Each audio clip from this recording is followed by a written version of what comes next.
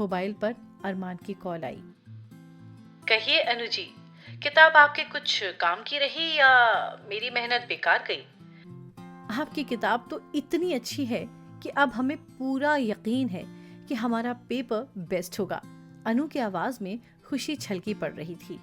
वो तो होना ही था। टॉपर लड़की का पेपर भी बेस्ट ही होगा। आपको कैसे पता हम क्लास में टॉप करते हैं? अनु विस्मित थी। इतने सारे स्टूडेंट से वास्ता पड़ता है, बातों से ही उनकी काबिलियत समझ जाता हूँ। तब तो आप सचमुच अच्छे प्रोफेसर बनेंगे। आपके स्टूडेंट्स आपको बहुत प्यार करेंगे। ये बात तो पता नहीं, पर मेरी कुछ बातें कुछ एक को अच्छी नहीं लगती। वैसे यूनिवर्सिटी जाते वक्त आपको पिकअप कर सकता हूँ। आपका क्लास किस वक्त है? नहीं नहीं, आप क्यों तकलीफ करेंगे? हम तो रोज ही जाते हैं। आपको तो अपने टाइम से जाना होगा। हमारा क्लास तो 10 बजे शुरू हो जाता है। आप शायद नहीं जानती, 2 महीनों में थीसिस सबमिट करनी है। इसीलिए रेफरेंस बुक पढ़ने के लिए मैं रोज 10 बजे लाइब्रेरी जाता हूँ। आज मौसम बहुत खराब है, तेज बारिश में जाने में मुश्किल होगी। आप तैयार रहिए, मैं गेट पर पहुंचकर कॉल करूंगा। बात खत्म करके अरमान ने फोन काट दिया। इधर पिछले कुछ दिनों से वादी में कहीं कहीं बम और गोलीबारी की खबरें लोगों के बीच दहशत फैला रही थीं।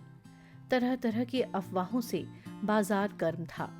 वादी की हवा बदलती नजर आ रही थी। अनु असमंजस में पड़ गई। क्या अरमान जी के साथ जाना ठीक होगा? मम्मी को तो यह कतई अच्छा नहीं लगेगा, पर मना करने का भी तो कोई वाजिब कारण नहीं है। जो भी हो, उसे तैयार तो होना ही है। आज पानी बरस रहा है, इस कारण पापा से अरमान जी के साथ जाने की इजाजत जरूर मिल जाएगी। अनु का अनुमान ठीक ही था। वो तो अरमान की शराफत है, मौसम खराब देखकर तुझे लिफ्ट दे रहा है। कल भी तेरे लिए कितनी मुश्किल उठाई। मुझे हमेशा से सीरियसली पढ़ाई करने वालों पर यकीन रहा है। लौटते वक्त अगर तू अरमान के साथ आए तो उसे घर ले आना। उस दिन तो दरवाजे से ही लौट गया था, पापा ने इजाजत देकर कहा। अरमान की कॉल सुनते ही अनु बाहर आ गई। गुलाबी सलवार सूट में वो खिले फूल सी दिख रही थी। गुड मॉर्निंग सर, आज फिर आपको तकलीफ दे रही हूँ, हल्की मुस्कान के साथ अनु बोली। अगर ये तकलीफ है तो खुदा से दुआ करूंगा कि ऐसी प्यारी तकलीफ रोज दें। मजाक के लहजे में कही गई बात ने अनु का गोरा चेहरा लाल कर दिया। यूनिवर्सिटी पहुंचकर अनु ने कहा, आपके साथ हम भी लाइब्रेरी चलेंगे, हो सकता है कल वाली किताब भी मिल जाए। मान गया आपको, मुझसे भी 4 हाथ आगे हैं। जब तक वो किताब नहीं मिल जाती आपको तसल्ली नहीं होगी। कहीं ऐसा ना हो कोई पॉइंट छूट जाए। अरमान हंस रहा था। इसका मतलब आप भी ऐसे ही थे सर। एक बात कहना चाहूंगा, आप मुझे सर न कहें। सर कहने से अपने को बुजुर्ग महसूस करता हूँ। जब तक रिसर्च पूरी नहीं हो जाती मैं भी आप ही की तरह एक स्टूडेंट हूँ। अच्छा भला सा नाम है मेरा। अरमान कहना मुश्किल तो नहीं है। एमए कंप्लीट करते ही आप भी लेक्चरर बन जाएंगी। टॉपर्स को तो उनके डिपार्टमेंट में नौकरी मिल ही जाती है। लेक्चरर बनकर हम दोनों कुली ही तो रहेंगे। आपका नाम लेना क्या ठीक होगा? आप हमसे बड़े हैं? विस्मित अनु ने पूछा। जी हाँ, वही ठीक होगा। मैं भी आपको बस अनु कहूंगा। नाराज तो नहीं होंगी ना? बिल्कुल नहीं, बल्कि हमें अच्छा लगेगा। तो यही तय रहा, हम दोनों एक दूसरे का नाम ही लेंगे। शाम को कब फ्री होंगी? अगर उस वक्त मैं भी फ्री हुआ तो आप मेरे साथ चल सकती हैं। आज तो बस 2 बजे तक ही क्लास है, आप हमारे लिए परेशान न हो। ये बार बार परेशानी या तकलीफ जैसे लफ्जों का इस्तेमाल ना ही करें तो बेहतर है। आपका घर मेरे रास्ते में तो पड़ता है। मेरी कार को कोई एक्स्ट्रा काम नहीं करना पड़ता है। आपका इंतजार करूंगा। ठीक है, पर आज आपको हमारे घर रुकना होगा। पापा ने आपको बुलाया है। आपके पापा से मिलना और बात करना मेरी खुशकिस्मती होगी।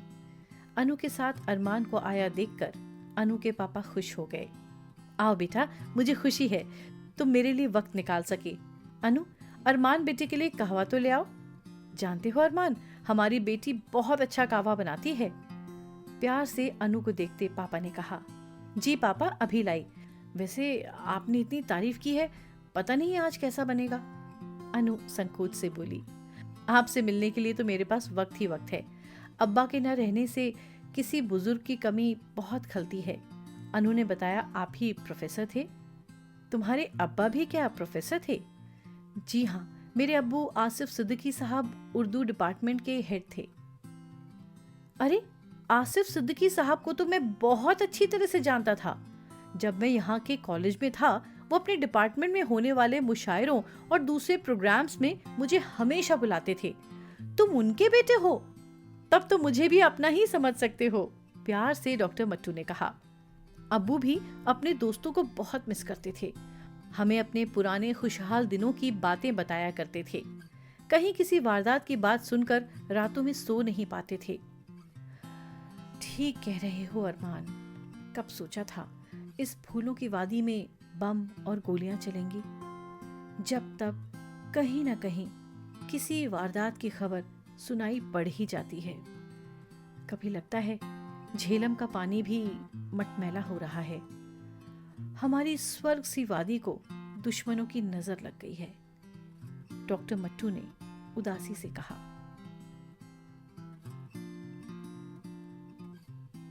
डॉक्टर मट्टू और अरमान के बीच इसके आगे क्या बातचीत हुई, जानने के लिए सुनिए इस कहानी का अगला एपिसोड।